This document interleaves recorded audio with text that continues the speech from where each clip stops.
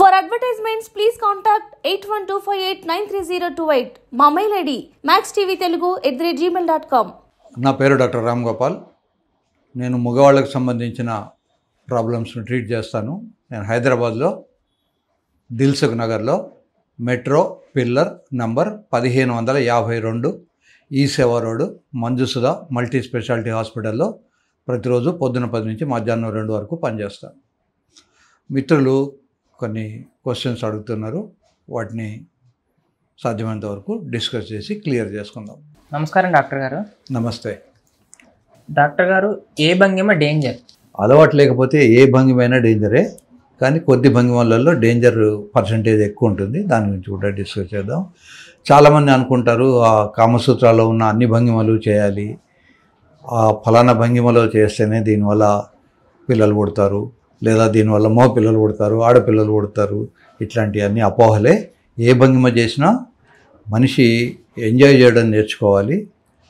తర్వాత aesthetic sense అంటారు, ఆ సెన్స్లో చేసినప్పుడే వస్తుంది. దీనికి యాంటీ కౌగర్ల్ అనే ఒక పొజిషన్ ఉంటుంది, అది కూడా ఎక్స్ప్లెయిన్ చేస్తాను. అది మాత్రం చాలా డేంజరస్. కౌగర్ల్ అంటే వెస్టర్న్ కంట్రీస్లో ఆవుల్ని గేదెల్ని మేపడానికి తీసుకెళ్ళినప్పుడు ఒక్కొక్కసారి అమ్మాయిలు ఆ గేదె మీద కానీ ఆవు మీద కానీ పడుకొని రిలాక్స్ అవుతుండేవాళ్ళు.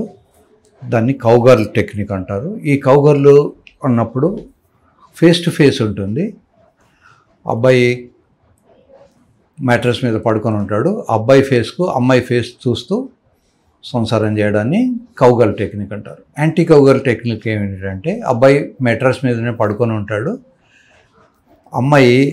అబ్బాయి కాళ్ళ వైపు తిరిగి చూస్తూ ఉంటుంది, అబ్బాయి మొహం చూడకుండా అతను సంసారం చేస్తాడు. అలా సంసారం చేసినప్పుడు ఫ్రాక్చర్ పెనిస్ అనే ఒక కండిషన్ వచ్చే అవకాశాలు ఈ భంగిమలో చాలా ఉంటాయి. కనుక ఈ భంగిమ తప్ప ఏ భంగిమ చేసినా పర్లేదు. ప్రతి భంగిమకు కూడా కొంత రిహార్సల్ అవసరం ఉంటుంది. కొంచెం యోగా రోజు కొంచెం స్ట్రెచింగ్ ఎక్సర్సైజెస్ చేసిన వాళ్ళకు ఇది కంఫర్టబుల్గా ఉంటాయి. ఏ ప్రిపరేషన్ లేకుండా, ఏ వార్మప్ లేకుండా సడన్గా పర్టికులర్ భంగిమలు చేయడానికి మంచిది కాదు. ఏ భంగిమలో అయితే ఆ అమ్మాయి ఆ అబ్బాయి శరీర సౌష్ఠవం వీలవుతుందో అట్లాంటి వాళ్ళు ఆ భంగిమలో చేయొచ్చు. ఫర్ ఎగ్జాంపుల్, అమ్మాయి హిప్స్ కనుక చాలా ఎక్కువ ఎత్తుగా ఉంటే డాగీ పొజిషన్లో చేయడం అనేది చాలా డిఫికల్ట్. లేదా అమ్మాయి హిప్స్ మామూలుగా ఉన్నా ఒకవేళ అబ్బాయికి కనుక పెనిస్ లెంత్ కొంచెం సరిపోకపోతే అతను కూడా సంసారం చేయడానికి ఇబ్బంది పడతాడు. సో డాగీ పొజిషన్ అనేది అన్నెసరిగా చాలా దానికి క్రేజ్ ఇచ్చారు, కానీ అంత క్రేజ్ చేయాల్సిన అవసరం లేదు. మామూలు ఏ పొజిషన్లో వాళ్ళకి ఏది అలవాటుగా ఉంటే ఆ పొజిషన్ చేసుకోవచ్చు. ముఖ్యంగా ఫిమేల్ టాప్ అమ్మాయి పైన ఉండడం అనేది మంచి పొజిషను. దానివల్ల అమ్మాయికి కావాల్సిన పొజిషన్లో అమ్మాయి అడ్జస్ట్ అవుతారు. కనుక female top is very common in Kerala local కల్చర్లో. వాళ్ళకు పైన బెడ్రూమ్లో ఒక తాడు వేలాడుతుంటుంది, అమ్మాయి ఆ తాడు పట్టుకొని అబ్బాయి మీద కూర్చొని ఉంటారు.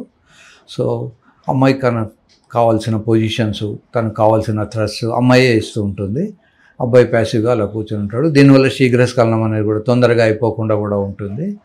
ముఖ్యంగా ఒకవేళ అబ్బాయి వెయిట్ కనుక ఎక్కువ ఉందనుకోండి, ఫర్ ఎగ్జాంపుల్ 100 kg అబ్బాయి వెయిట్, అమ్మాయి వెయిట్ 35-40 kg ఉందనుకోండి, అమ్మాయికి ఊపిరి ఆడదు. సో అబ్బాయి పైన పడుకున్నప్పుడు ఊపిరి ఆడదు, కనుక వాళ్ళు ఎంజాయ్ చేయలేరు. ఫీమేల్ టాప్ చేసినప్పుడు యూజువల్గా అమ్మాయిల వెయిట్ తక్కువ ఉంటుంది, అబ్బాయిల వెయిట్ ఎక్కువ ఉంటుంది. కనుక అబ్బాయిలు ఆ మాత్రం స్టామినాతో వాళ్ళను భరించగలరు. కనుక female top position or Kerala position is the best position in the సంసారం చేయడానికి. డాక్టర్ గారు, పినైల్ రింగ్స్ ఎందుకు వాడతారు? పినైల్ రింగ్స్ 2 రకాలు.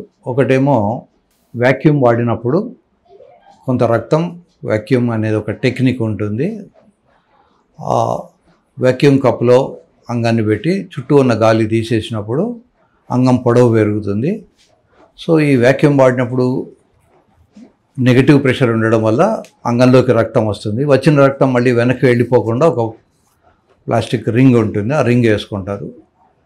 యూజువల్గా అట్లాంటి రింగ్స్ రక్త ప్రసారంని అబ్స్ట్రక్ట్ చేసే అంత టైట్గా ఉన్న రింగ్స్ వల్ల నొప్పి రావడము, తర్వాత సరిపోయినంత హార్డ్నెస్ లేక రిజిడిటీ లేక లోపలికి ఎంటర్ అవ్వడము, ఇవన్నీ ఇబ్బందులు ఉంటాయి. ఇది కాకుండా కొంతమంది అందం కోసం కూడా పెట్టుకుంటారు. ఈవెన్ గోల్డ్ రింగ్స్ కూడా పెట్టుకుంటారు, గోల్డ్ జ్యువెలరీ కూడా పెట్టుకుంటారు.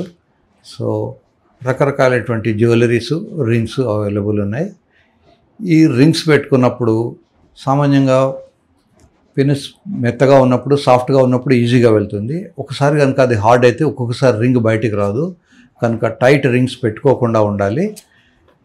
అప్పుడప్పుడు మాకు పేషెంట్లు ఆ టైట్ రింగ్ ఉండి వీడికి హార్డ్ పెనిస్ అయిపోయి మళ్ళీ బయటికి రాకుండా నొప్పితో నా దగ్గరికి వచ్చినప్పుడు ఆ రింగ్ కట్ చేసి కానీ నేను వాళ్ళకు ట్రీట్మెంట్ చేయలేని పరిస్థితి ఉంటుంది. కనుక మెడికల్ అడ్వైజ్ ఏంటంటే మరీ టైట్ రింగ్స్ పెట్టుకోకండి. ఒకవేళ రింగ్ పెట్టుకునేది ఉంటే ఆ రింగ్ కట్ చేసే కట్టర్ కూడా మీరు కొని పెట్టుకోండి మీ దగ్గరే. కొంచెం టైట్ కాగానే ఆ కట్టర్తో రింగ్ కట్ చేసుకుంటే బయటకు వస్తుంది.